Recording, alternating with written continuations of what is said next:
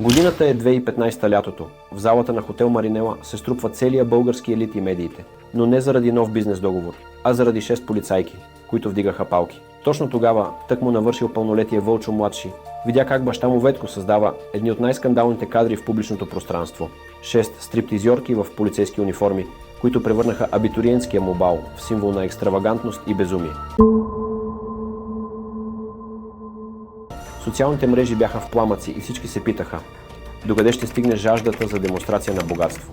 Вълчо се дипломира от един от най-престижните колежи в света – Ла Рози в Швейцария, където съучениците му са деца на световно известни политици, бизнесмени и членове на кралски семейства, но изпращането му беше по-български. Мама и татко го изненадаха с еротично парти с 6 голи полицайки. Вълчо обаче се притесни от тяхната компания. Той е скромно и интелигентно момче и виждаше подобна гледка за първи път. Ветко Арабаджиев започва кариерата си като финансист в месокомбината в Пловдив още през 80-те, но съдбата му рязко се променя с рухването на комунистическия режим. Точно когато България влиза в нова ера, Ветко създава първата си частна фирма Виктория.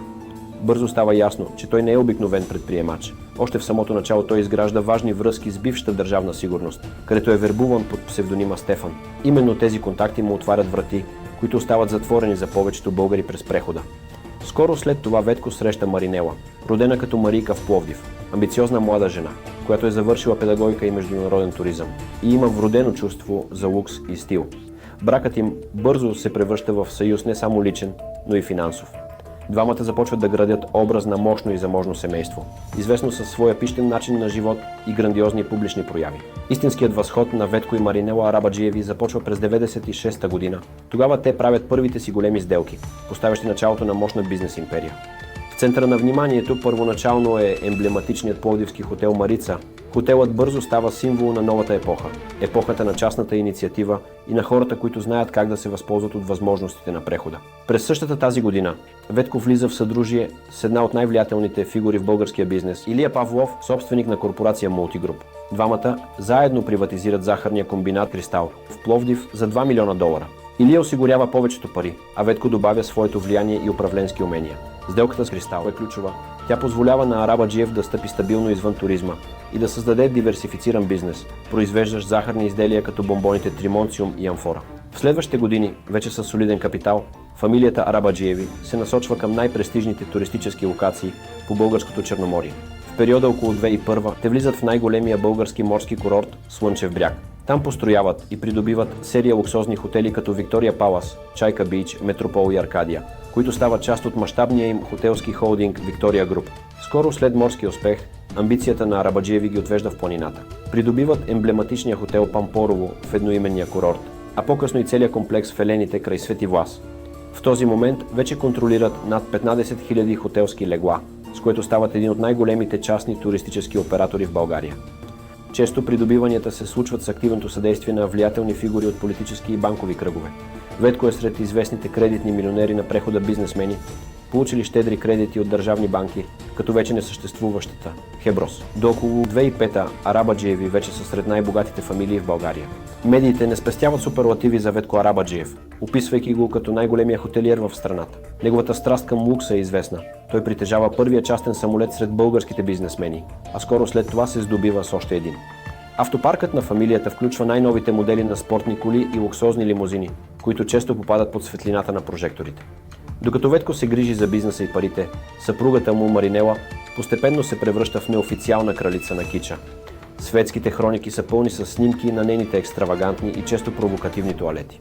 В този период Арабаджиеви закупуват впечатляващо имение в Сен-Тропе на Лазурния бряг за около 17 милиона евро. Това място се превръща в символ на богатството им. В него има няколко басейна, спа-център и десетки стаи за гости. Там фамилията всяко лято организира партита, които бързо стават легендарни с присъствието на международни знаменитости и родния елит. Захарният им бизнес също продължава да расте.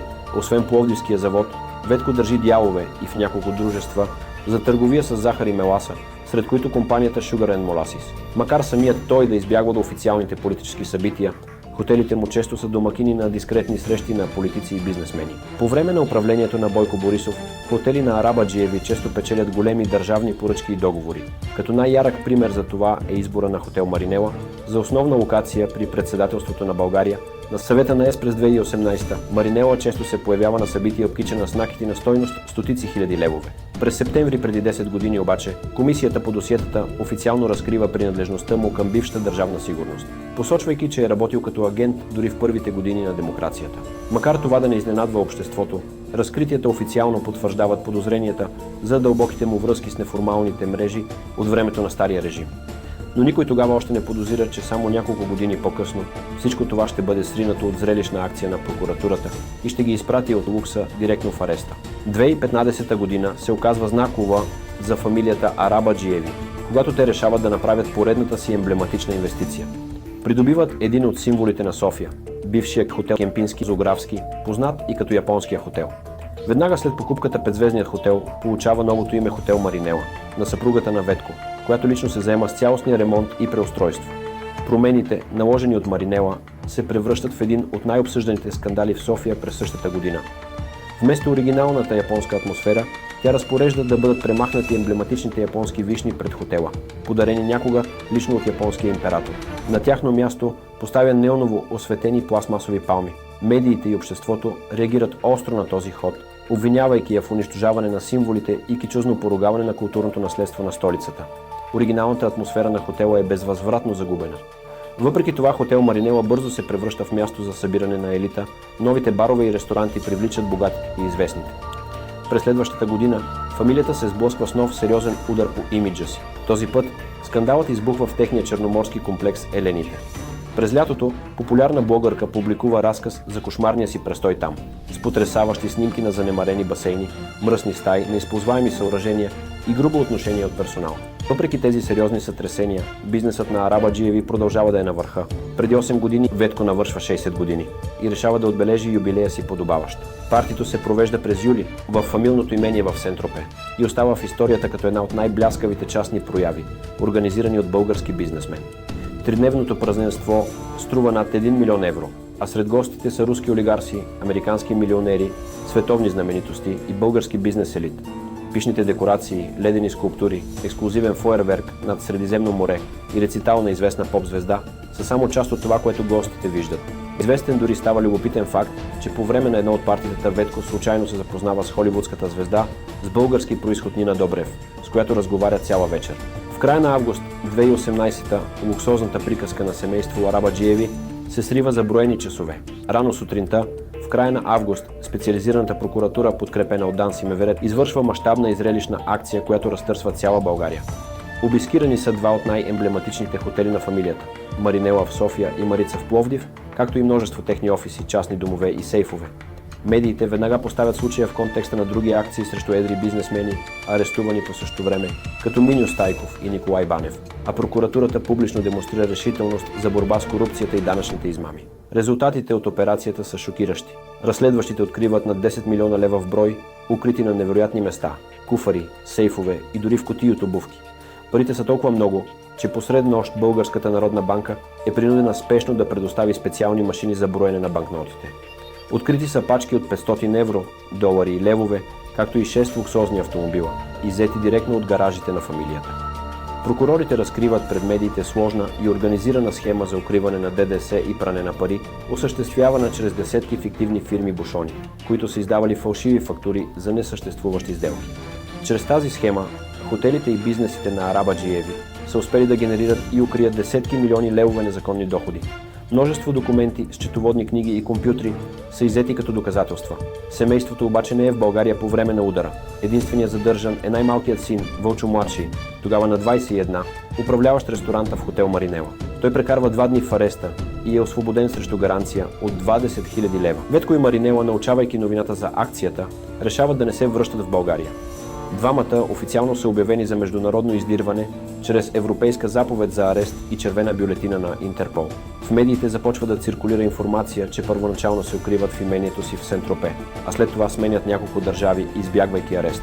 Интерпол официално публикува техните снимки и ги издирва под истинските имена – Вълчо и Марийка Арабаджиеви. Главните обвинения са насочени срещу Ветко като лидер на организираната престъпна група и Маринела, както и техни приближени като счетоводителката Румяна Ченалова и управители на фирми бушони. Вълчо младши също е обвинен в пране на пари. На 28 май 2020 Делото обаче претърпява неочакван обрат. Спецсъдът връща делото обратно на прокуратурата за доразследване поради процесуални нарушения, което забавя разглеждането му по същество. Заместник главният прокурор Иван Гешев дори самоуверено заявява пред медиите: "Прибираме си олигарсите от цял свят по родните места." Така само за броени месеци някога могъща фамилия, господстваща в българския бизнес и обществен живот, се оказва преследвана от закона и принудена да се крие в чужбина.